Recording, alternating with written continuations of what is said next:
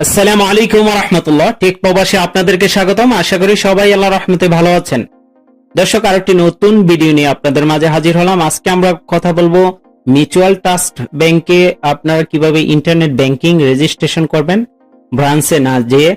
আমরা গত ভিডিওতে দেখিয়েছি কিভাবে আপনারা দেশে অথবা প্রবাস থেকে যেখান থেকে হোক না কেন কিভাবে আপনি মিউচুয়াল ট্রাস্ট ব্যাংকের অ্যাকাউন্ট ওপেন করবেন। আজকে আমরা দেখাবো ইন্টারনেট ব্যাংকিং বা আপনি অ্যাপস কিভাবে ব্যবহার করবেন, সেটা কিভাবে রেজিস্ট্রেশন করবেন। আমরা কিন্তু গতকালকের যে ভিডিওতে সেখানে একটি নাম্বার পেয়েছিলাম, অ্যাকাউন্ট নাম্বার, বা যাদের পুরনো মিউচুয়াল ট্রাস্ট ব্যাংকে অ্যাকাউন্ট আছে তাদেরও কিন্তু একটা অ্যাকাউন্ট নাম্বার আছে।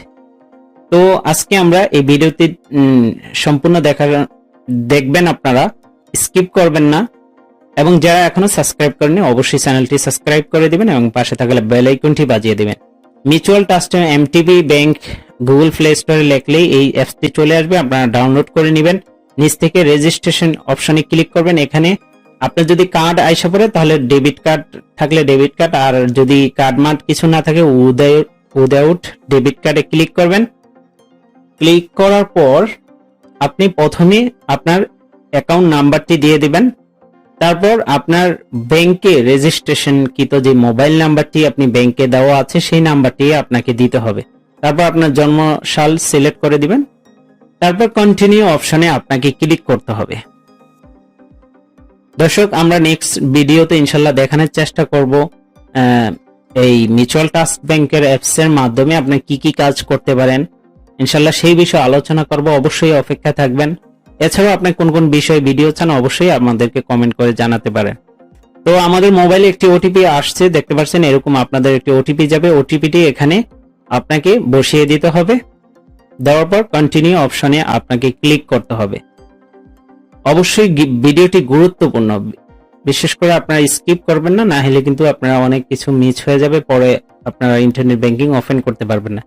এখানে আপনাকে একটি ভ্যালিড মেল দিয়ে দিতে হবে। অবশ্যই মেলের ক্ষেত্রে আপনারা খেয়াল রাখবেন, কারণ বর্তমান যুগে ইন্টারনেট ব্যাংকিং এ বা যে অনেক জায়গায় কিন্তু আপনাকে মেল দিতে হয়। এই কারণে ব্যাংকিং মেলগুলো জানি অন্য জায়গায় দিবেন না।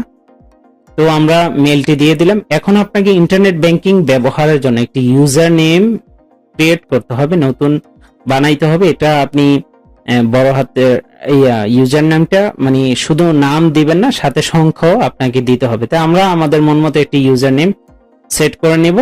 আপনারা আপনাদের মন মতো একটি ইউজার নেম সেট করে নেবেন। পাসওয়ার্ডের ঘরে ক্লিক করলে কিন্তু ভেরিফাই হবে আপনার এই ইউজার নেমটি অ্যাভেলেবেল আছে কিনা। যদি অ্যাভেলেবেল থাকে তাহলে কিন্তু দেখবেন সাথে টিক চিহ্ন দেওয়া উঠবে। এরপর পাসওয়ার্ডের ক্ষেত্রে এসে পাসওয়ার্ডটি অবশ্যই আপনারা কঠিন করে বড় হাতের ছোট হাতের সবকিছু মিলিয়ে পাসওয়ার্ডটি আপনাকে দিতে হবে। তারপর দোনো ঘরেই পাসওয়ার্ডটি দিবেন। এরপরে আপনি কন্টিনিউ অপশনে করলে আপনার মোবাইল নাম্বারে অথবা ইমেলে আপনাকে একটি ভেরিফাই কোড দেওয়া হবে। দেখতে পাচ্ছেন আমরা ইমেলে এখানে এসেছি, যে ইমেলে দেখতে পাচ্ছেন এখানে সেলফ রেজিস্ট্রেশনের জন্য একটি ভেরিফাই কোড দেওয়া হয়েছে 6 সংখ্যার। তা আমরা সরি, এটা মোবাইলে পাঠাবে না, এটা শুধুমাত্র ইমেলে পাঠাবে। তো আপনি ইমেল চেক করবেন, ইমেল থেকে সঠিক করে এই ভেরিফাই কোডটি দেওয়ার পর কন্টিনিউ অপশনে ক্লিক করবেন। তো রেজিস্ট্রেশন প্রসেসিং এ দেখতে পাচ্ছেন আছে। এছাড়াও দর্শক, আপনারা মিডল্যান্ড ব্যাংক, বাংলাদেশের অন্যান্য ব্যাংকে কিভাবে অ্যাকাউন্ট ওপেন করবেন, সোশ্যাল ইসলামী ব্যাংক, আমরা পর্যায়ক্রমে বাংলাদেশের সব ব্যাংকগুলোই দেখাবো। দেখতে পাচ্ছেন আমাদের ইন্টারনেট ব্যাংকিং কিন্তু অলরেডি রেজিস্ট্রেশন সাকসেসফুল হয়েছে। তো এখানে আমরা যে ইউজার নামটি বানিয়েছি দেখতে পাচ্ছেন আমাদের কিন্তু এসএমএস ও চলে এসেছে সাকসেসফুলের। ইন্টারনেট ব্যাংকিং যে আমাদের ওপেন হয়েছে বা সাকসেসফুল ভাবে হয়েছে সেটার একটা ইউজার নেমও দিয়ে দিয়েছে। হ্যাঁ, কোন অ্যাকাউন্ট থেকে আপনারা যাদের পুরান অ্যাকাউন্ট আছে তারাও কিন্তু আমাদের এই ভিডিওটি দেখে উপকৃত হতে পারবেন, বা যারা এখনো অ্যাকাউন্ট করেননি, খুব চমৎকার একটি ব্যাংক, আপনারা চাইলে অ্যাকাউন্টটি ওপেন করতে পারেন আমাদের পূর্বের ভিডিওটি দেখে। তো আমরা ইউজার এবং পাসওয়ার্ড এখানে দিয়ে দিব। তো দর্শক, বলছিলাম যে অন্যান্য ব্যাংকগুলো কিন্তু আপনি চাইলে কিভাবে ওপেন করবেন ঘরে বসে, ব্যাংকে না গিয়ে এই ঝামেলা না করে কিভাবে আপনি ঘরে বসে সম্পূর্ণ প্রক্রিয়া শেষ করবেন, আমরা সেই বিষয়ে ইনশাল্লাহ কাজ করে যাব। তো এখানে আপনি রিমেম্বার দিস আইডি এটা তো দিয়ে থাকেন, তাহলে দ্বিতীয়বার শুধু পাসওয়ার্ড দিয়ে ঢুকবেন। কন্টিনিউ অপশনে ক্লিক করবেন। দেওয়ার পর আপনার এবার মোবাইলে একটি ওটিপি যাবে। দেখতে পাচ্ছেন মোবাইলে ওটিপিটি আপনি এখানে দিয়ে দিবেন। দেওয়ার পর অ্যাক্টিভ অপশনে আপনাকে ক্লিক করতে হবে। তো দর্শক, এখানে অ্যাক্টিভ অপশনে ক্লিক করার পরেই আপনাকে লগ ইন করতে পারবেন অ্যাপস এর মধ্যে। দেখতে পাচ্ছেন আমরা লগ ইন করেছি।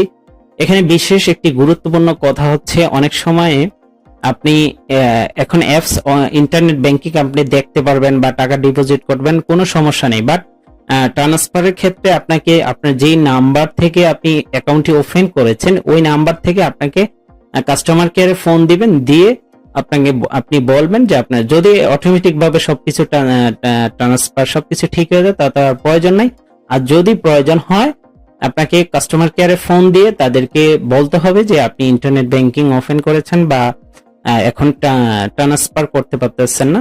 এটা আমি যখন ওপেন করেছি পরবর্তীতে দেখছি যে পরে ট্রান্সফার হয় না। যখন আমি ব্যাংকে ফোন দিয়েছি তারা অ্যাক্টিভ করে দিয়েছে, তারপর থেকে আমি ট্রান্সফার অপশনগুলা খুব সুন্দরভাবে এখন আমি ট্রান্সফার করতে পারি, বিকাশ করতে পারি, নগদ করতে পারি, আদার্স ব্যাংকে ইএফটি এন্ড পিএসবি দোনোটাই করতে পারি। বাংলাদেশের যে কোনো ব্যাংকে আপনি ফান্ড ট্রান্সফার করতে পারবেন। খুবই চমৎকার একটি ব্যাংক। আজকে আশা করি আপনারা ভিডিওটি দেখে উপকৃত হবেন।